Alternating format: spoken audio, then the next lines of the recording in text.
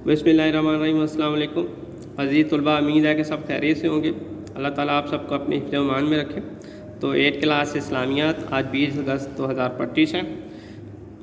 तो लेक्चर शुरू करने से पहले सब बच्चों से गुजारिश है कि जो बच्चे अपना जो होमवर्क है वो पोर्टल पे बाकायदगी से अपलोड नहीं कर रहे हैं वो बाकायदगी से अपलोड करें, ताकि आपकी जो गलतियां हैं उनकी इस्लाह हो सके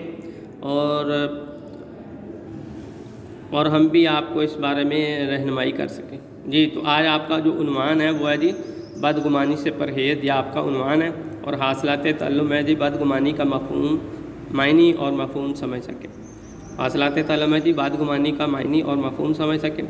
तो आज आपका जो लेक्चर है वो स्टार्ट करते हैं। पेज नंबर 53 पे है जी, ये रीडिंग है जी बदगुमानी के लफ्ज़ी मायनी जो है वो बेजा शक और बुरा ख्याल करने के, यानी कि किसी के बारे में इंसान ने अब ये सोच लिया कि ये बुरा काम जो उसमें है भी नहीं, या हो तो उसके बारे में सोच लिया कि ये बुरी चीज़ इसमें है, और फिर उसके जो अपना शक करना और उसके बारे में फिर उसकी टोबे लगे रहना और अपनी जो बात है शक का उसको सच करने की कोशिश करना, ये है बदगुमानी।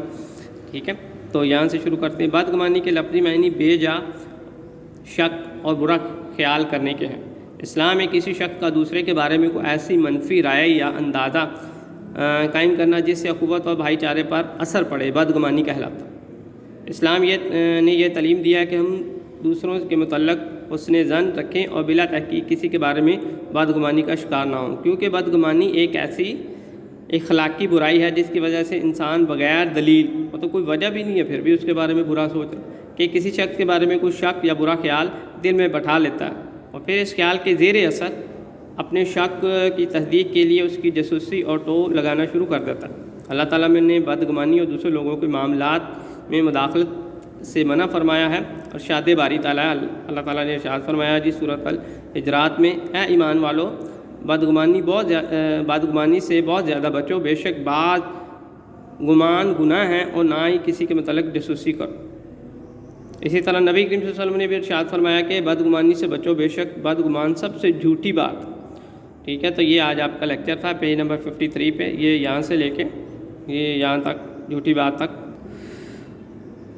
जी, तो इसके मुख्तसर सवाल आते हैं। इसके पहले 2 सवाल आज हमने करने, और ये दोनों क्वेश्चन ये होमवर्क भी करने हैं आपने। ठीक है, बदगुमानी से क्या मुराद है, पहला सवाल है जी। तो इसका आंसर है जी यहाँ से शुरू से, बदगुमानी के लफ्ज़ी मायनी बेजा शक और बुरा ख्याल करने के हैं। इस्लाम में किसी शख्स का दूसरे के बारे में ऐसी मनफी राय या अंदाज़ा कायम करना जिसके से अखुवत और भाईचारे पर असर पड़े, बदगुमानी कहलाता है। यहाँ तक पहले का आंसर जी। दूसरा सवाल है जी आपका, बदगुमानी के मुतल्लिक़ एक आयत का तर्जमा लिखें।